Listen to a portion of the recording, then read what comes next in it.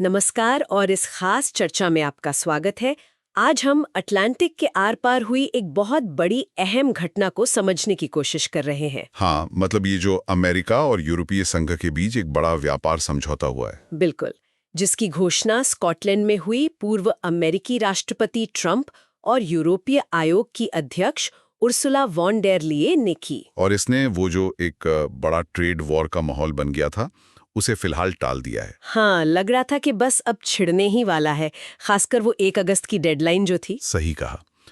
तो हमारे पास इस समझौते का विश्लेषण करने वाला एक आप कह सकते हैं काफी विस्तृत स्रोत है, अच्छा। जो इसके मुख्य बिंदुओं पर और इसके जो संभावित असर हो सकते हैं उन पर रोशनी डालता है। ये सिर्फ हेडलाइन नहीं है, इसमें कई परतें हैं। हाँ, मतलब ट्रेड, एनर्जी, सुरक्षा, बहुत कुछ है इसमें। बिल्कुल। तो आज हमारी कोशिश यही रहेगी कि हम इस स्रोत को खंगालें और समझें कि समझौते के सबसे जरूरी पहलू क्या हैं, उनका असली मतलब क्या है और आगे क्या हो सकता है। हाँ, चलिए शुरू करते हैं। तो इस समझौते की परतों को खोलते हैं। सबसे पहली बात जो ध्यान खींचती है और शायद सबसे चौंकाने वाली भी, वो है एनर्जी डील। हाँ, वो $750 बिलियन वाला आंकड़ा। वही, यूरोपीय संघ अगले 3 सालों में अमेरिका से $750 बिलियन की ऊर्जा खरीदने को तैयार हो गया है। इसमें एलएनजी है, तेल है, परमाणु ईंधन भी है। मतलब हर साल 250 बिलियन, ये वाकई बहुत बड़ी रकम है। बहुत बड़ी, आंकड़ा ही अपने आप में जबरदस्त है। हाँ, और जैसा कि हमारे स्रोत में बताया गया है, ये कदम ईयू की उस कोशिश का हिस्सा है जिसमें वो रूस पर अपनी ऊर्जा निर्भरता कम करना चाहता है। अच्छा, हाँ, ये बात तो चली रही थी काफी टाइम से। बिल्कुल। और हाल के जो जियोपॉलिटिकल टेंशन्स हैं, उन्होंने इस जरूरत को और बढ़ा दिया। तो ये सिर्फ एक बिजनेस डील नहीं है, इसके पीछे गहरी रणनीति भी है। ओके। ट्रंप ने तो इसे सभी के लिए अच्छा सौदा कहा, मतलब उनका जोर शायद आर्थिक फायदे पर था। हाँ। जबकि वॉन्डर लियन ने स्थिरता और प्रेडिक्टेबिलिटी, मतलब पूर्वानुमान पर ज्यादा जोर दिया कि इससे बिजनेस को एक निश्चितता मिलेगी।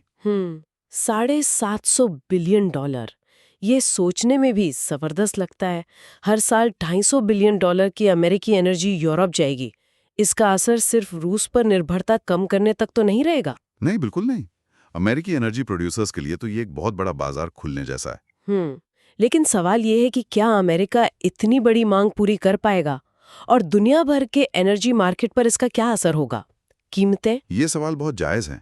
स्रोत सीधे तौर पर इनका जवाब तो नहीं देता, लेकिन जाहिर है इतने बड़े पैमाने पर एनर्जी का फ्लो बदलने के लिए लॉजिस्टिक्स, इंफ्रास्ट्रक्चर, इन सब में भारी निवेश चाहिए होगा। हाँ, बिल्कुल।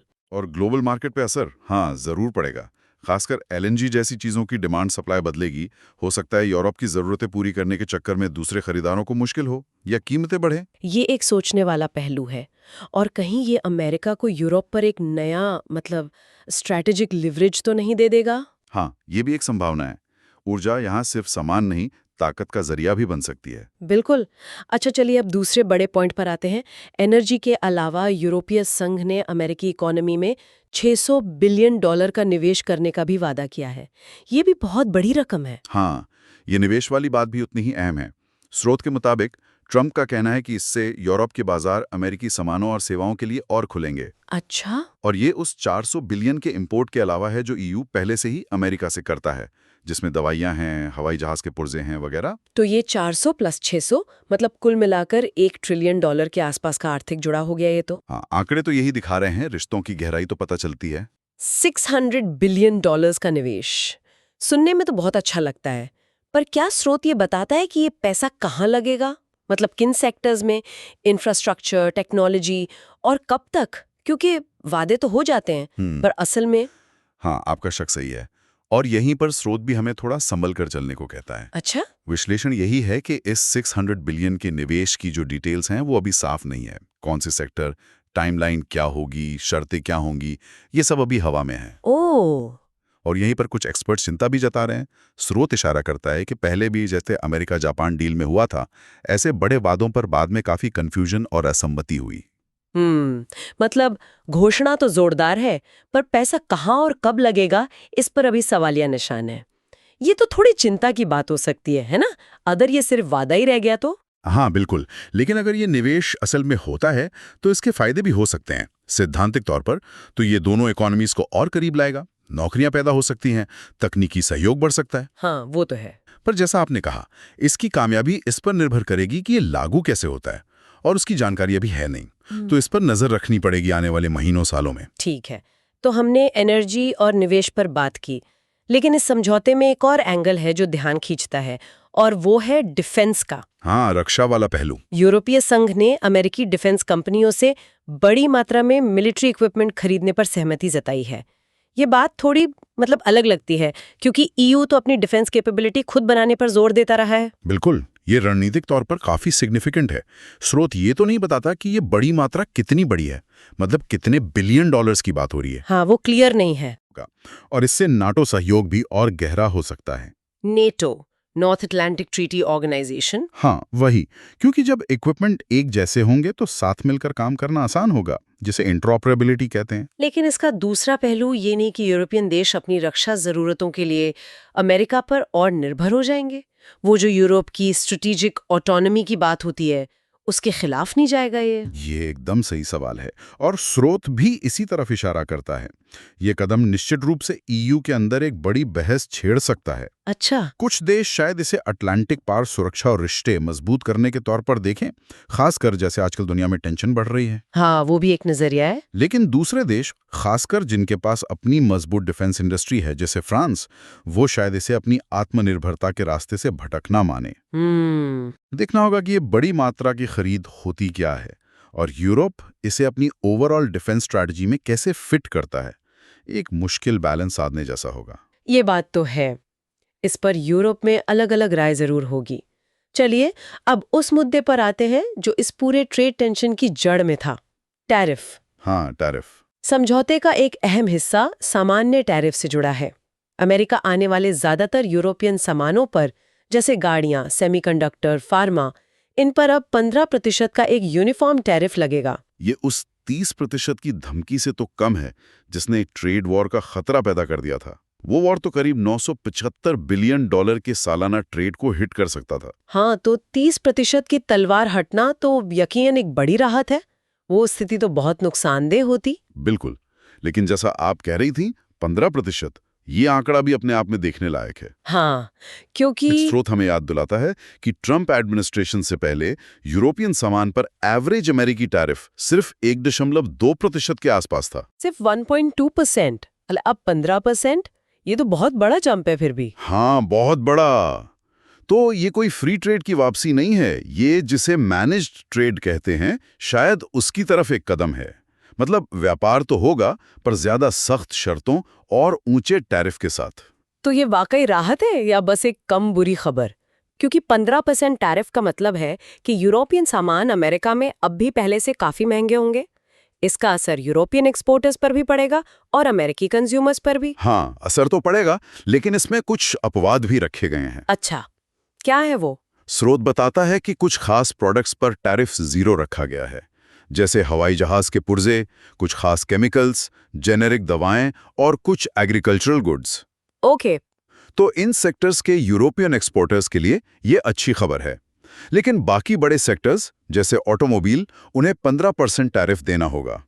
तो कुल मिलाकर यूरोपियन बिजनेस और अमेरिकी कंज्यूमर्स के लिए ये एक मिलीजुली तस्वीर है। हाँ, कुछ को फायदा, कुछ को नुकसान, और ज्यादातर के लिए लागत बढ़ी हुई।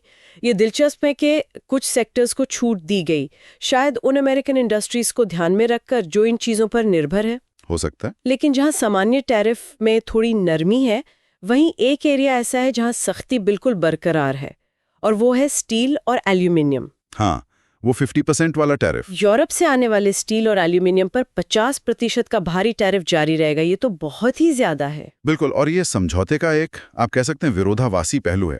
एक तरफ तो ट्रेड वॉर टालने की बात है, दूसरी तरफ स्टील, एल्यूमिनियम जैसी बेसिक इंडस्ट्रियल चीजों पर इतना हाई टैरिफ बना हुआ है। ये तो तनाव का बड़ा कारण बना रहेगा फिर। हाँ, ये टैरिफ ट्रंप एडमिनिस्ट्रेशन ने पहले लगाए थे नेशनल सिक्योरिटी का हवाला देकर, और इस समझौते में इन्हें नहीं बदला गया। तो इस पर कोई बातचीत नहीं हुई? स्रोत के अनुसार वॉन डर लियन ने उम्मीद जताई कि इन रेट्स को कम करने के लिए बातचीत जारी रहेगी, लेकिन ट्रंप इस पर अड़े रहे।